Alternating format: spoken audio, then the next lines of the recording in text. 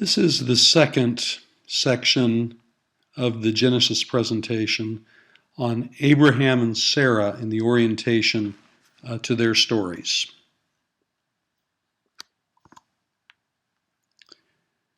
First, in Genesis chapter 12, verses 1 through 3, God gives three promises to Abraham, and a fourth is implied. In verses 1 through 3, he promises to create a great people from out of Abraham and Sarah. He promises to give Abraham personal blessing, great wealth. He promises that Abraham will have universal blessing, and he implies that a land will be given to him. That is property. It's implicit in verse 1, but it's made explicit in verses 5 through 7. This is not the covenant with Abraham. These are promises. The covenant happens in chapter 15. But these are tied to the covenant, and we'll see that in chapter 15, 4 through 7. In my opinion, all of chapters 12 through 26 of Genesis, in some sense, deal with both how these promises begin to be fulfilled in Abraham's lifetime, or there are threats to the fulfillment of these promises. So I think that's why these particular stories are gathered into one collection here.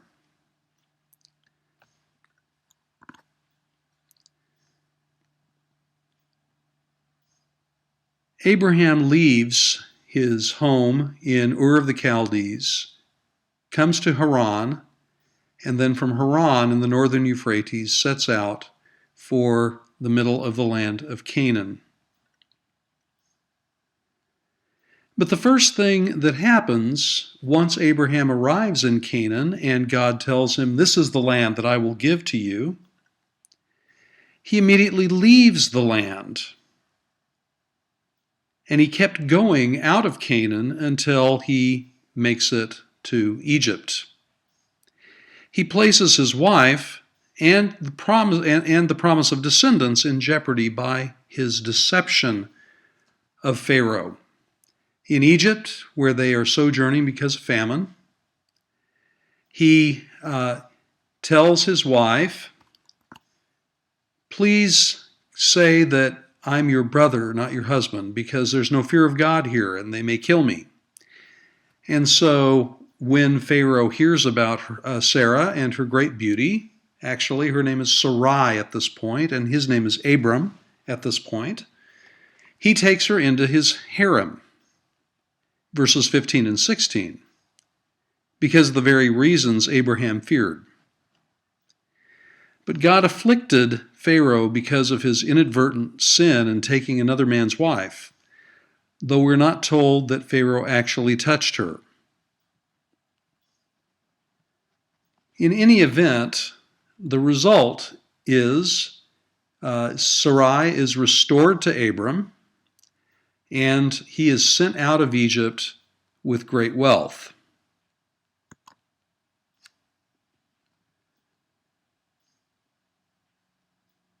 Chapter 13 deals with Abram and Lot, his nephew.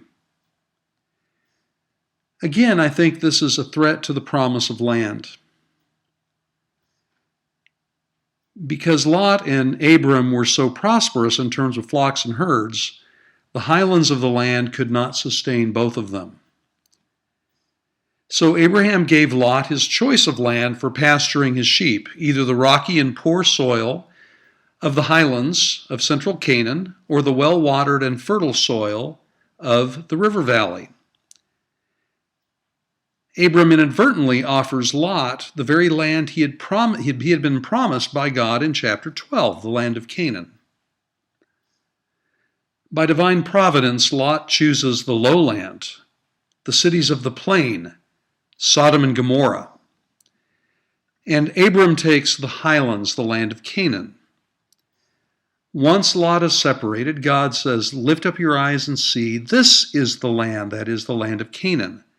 that I have promised to you, not the cities of the plain. And so at the end of this passage, it is actually the land of Canaan which Abram has almost given away to Lot. That is Genesis 13, 8 through 12, and verses 14 through 15.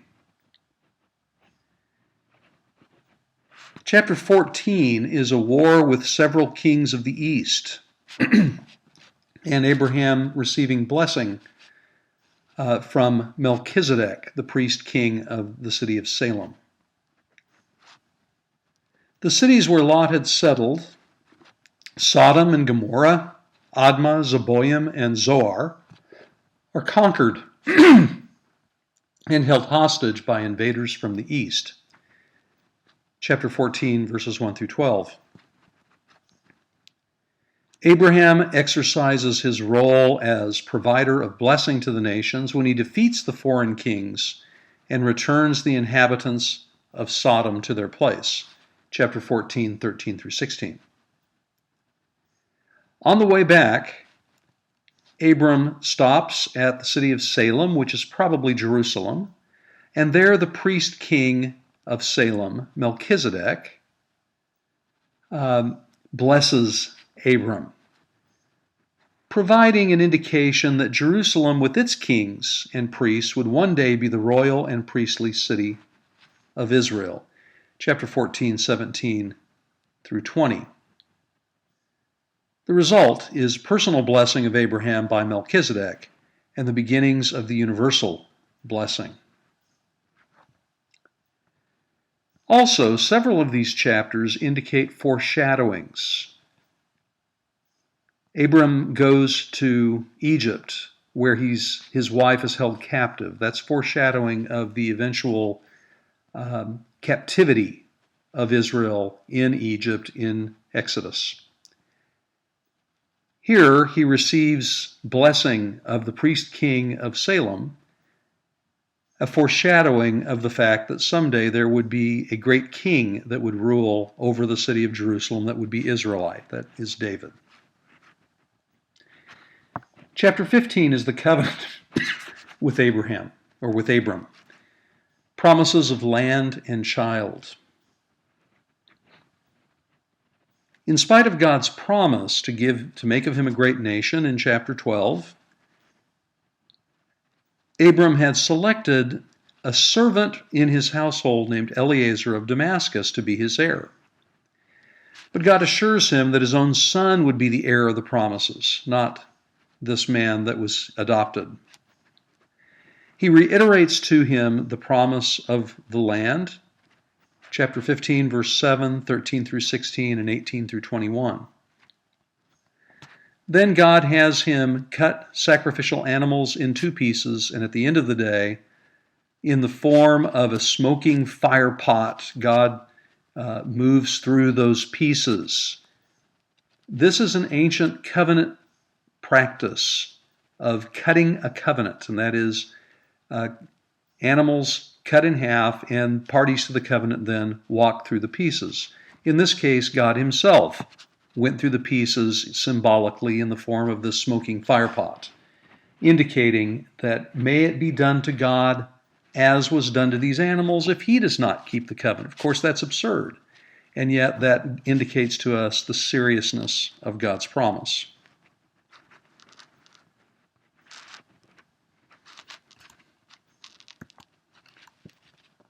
This is an icon in Romania showing an artist's representation in the 17th century of what the priest king Melchizedek may have looked like.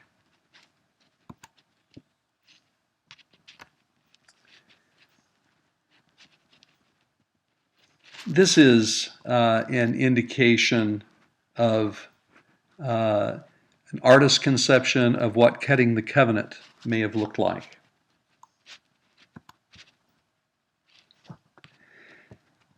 Chapter 16 deals with Sarah, Hagar, and Ishmael, and that is threat to the promise of a son.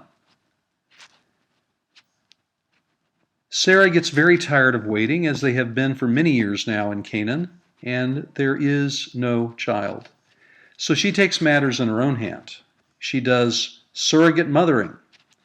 She takes her Egyptian slave Hagar and gives her to Abram to be a wife to bear a child for Sarah.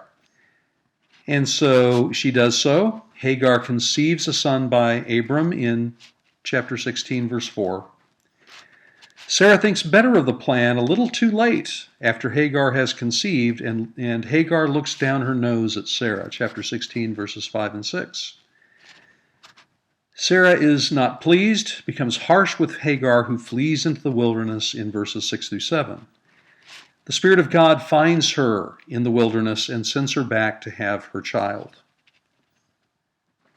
And so in the course of time, Ishmael is born into the household of Abram, but there's still a problem. Who will inherit the family name and be the bearer of patriarchal blessings? Will it indeed be Ishmael? Chapter 17 is once again the reiteration of God's promises and the covenant sign of circumcision. God reiterates the promise of a child, chapter 17, 1 through 4. He renames Abram to Abraham, something like father of a multitude of nations. And he reiterates the promise of land in verses 7 through 8. In verses 9 through 14, he gives them the sign of the covenant that he'd made with Abraham in chapter 15, and that is the practice of circumcision of all males. Sarai's name God changes to Sarah, which means princess, and once again gives her the promise of a son. That it would be Sarah herself that would bear a son, not her servant Hagar, rather. Abraham laughs when he hears this, and God doesn't find it funny and says, "You will name the child when he's born." He laughs. In verse 18 of chapter 17, Abraham desires that Ishmael might be the heir, but God reiterates that Sarah will be the mother and Isaac will be the son, not Ishmael. But God also makes promises concerning Ishmael. This is an Egyptian relief sculpture showing the practice of circumcision.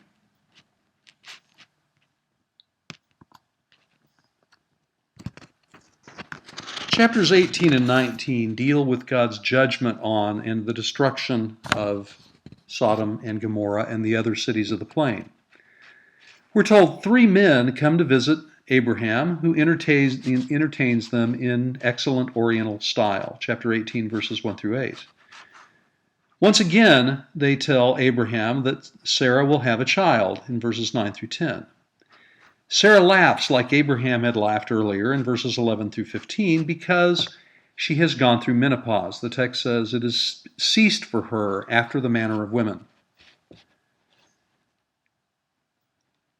She's brought forward, and the 3 men, who we should assume to be some kind of angels, tell her, no, indeed, she would have a child.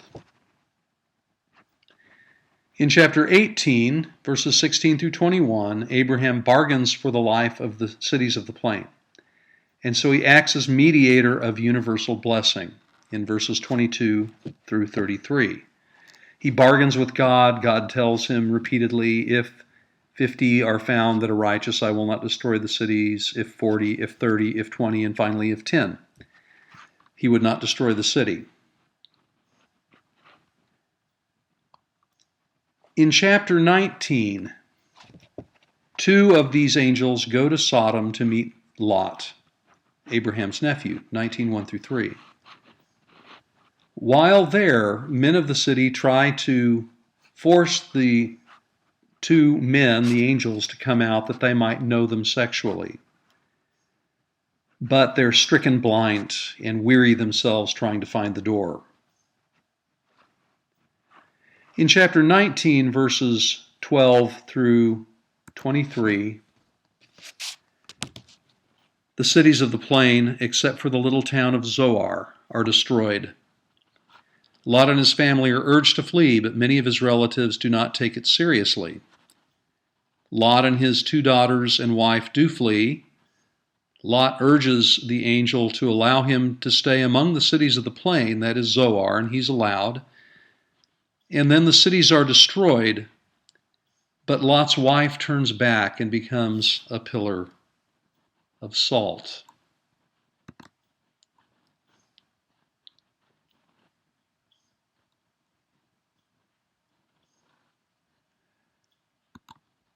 Lot and his daughters go and inhabit a cave because he's afraid to go dwell in Zoar. Perhaps God will destroy it. His daughters got him drunk there and had sexual relations with him, and their children then became the Ammonites and the Moabites. One is reminded here of the stories of Noah in Genesis 9, of Noah's drunkenness, and of the marriage of Jacob and Leah, and then later of Judah and Tamar in chapter 38, Jacob and Leah in Genesis 29. Chapter 20 is the second wife-sister story. That is, Abraham wants his wife to lie and say she's his sister, not his wife, when they sojourn in Philistine territory. And so she does when they arrive in Gerar in Philistine territory. Abimelech falls for the same trick that Pharaoh had earlier, verses 1 and 2. Abimelech then takes Sarah into his harem, for he thinks she is available. But Sarah's chastity is safeguarded, and God warns Abimelech about Sarah. Return her to her husband. Abimelech says, I didn't know. Have I not done this in my integrity? And God says, I know you have, but he will pray for you, and your household will be healed. Abraham explains his reason to Abimelech for lying because he says there's no fear of God in this place, as he had in chapter 12. Abraham receives more personal blessing in the form of wealth from Abimelech in verses 8 through 16. Abraham then likewise becomes a blessing to the nation of the Philistines. Abraham intercedes for Abimelech and his court in verses 17 through 18. In chapter 21, Isaac is born, and his name means he laughs, as had been predicted. But one day, Sarah sees Isaac and Ishmael. Your translations will say different things, sporting or playing. The word in Hebrew simply means laughing. The 2 boys laughing, and so she kicks out Ishmael and Hagar and says, this son of this slave will not inherit with my son. In fact, he was the older brother. And so Abraham was inclined to say, no, don't do it, but God says, let it be so. And so they were sent away. And in the wilderness of Beersheba, God cares for Hagar and Ishmael and provides for them and gives them promises about being the ancestors of a great nation as well. In chapter 21, 22 through 34, Abraham has controversies with Abimelech the Philistine regarding wells in Beersheba, and that is why the city is named what it is, the Well of Seven, because there are 7 wells there. It also means the well of the oath, for Abraham and Abimelech make a covenant with each other. Chapter 22, the binding of Isaac, known in Hebrew as the Akedah. This is the ultimate threat to the promise of a son. And it's God's ultimate test of the faithfulness of Abraham in chapter 22, 1 and 2. God tells Abraham, take your son, your only son, Isaac, whom you love, and sacrifice him on one of the mountains. And so Abraham saddles up his donkeys, takes his son and his servants, and head for a mountain that God would show. They arrive there, and the servants are left behind. Isaac asks him on the way up the mountain, "Dad, I see the wood and the fire, but where's the sacrifice?" And Abraham says, "God will provide the sacrifice." Abraham arrives at the top of the mountain, prepares the altar, sets Isaac on it, prepares to kill his son, when God stops his hand and shows him a ram in the thicket and says, "Now I know that you would not withhold your only son from me." I think it is important to understand this is a true test. Abraham cannot know that God intends not to have him sacrifice his son. He thinks it is a true sacrifice, and in fact, in the New Testament, we're told that Abraham felt that somehow God would bring him back from the dead if he had to sacrifice him in order to fulfill his promise. An angel reiterates all four promises to him in chapter 22, verses 15 through 19. And then in chapter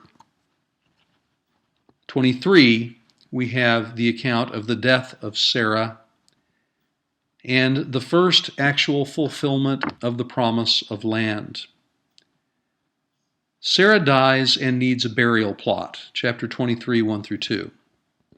So he goes to the people of Hebron, and at that time the city was named Kiryat Arba, and he asked the people to intercede for him to a Hittite named Ephron, who owns a plot of land and a cave that he wants to pay for. They haggle over it. Abraham says, "Let me pay the full price." Ephron says, "No, take it, for I give it to you." Abraham insists on paying. Ephron says, "Well, it's worth this amount of money, but go ahead and take the land." Abraham gives him the money, and in the presence of witnesses, it becomes a legal transaction for all time. He purchases the plot of land and the cave in that plot of land as a legal indication that Abraham and his descendants are legal residents of the land of Canaan. And so it is the beginning of the fulfillment of the promise of land. Chapter 24 is finally further danger to the progeny of Abraham. And that is the need for a wife for Isaac. Abraham makes his servant swear that he will go to Aram or Syria to find a wife for Isaac, because he does not want to give his son a wife from the Canaanites, but rather to go home. The servant arrives there, and after praying to the Lord, a young woman comes up to the well, even while he's speaking to God, and offers to draw water for him and also to water his camels. The servant understands this to be a fulfillment to his prayer, or answer to his prayer. And so after talking to her parents, she agrees to come back and therefore become a wife for Isaac. It is necessary for Isaac to have a son, or else it is a threat to the promise of a great people, and the promise of a great nation fails.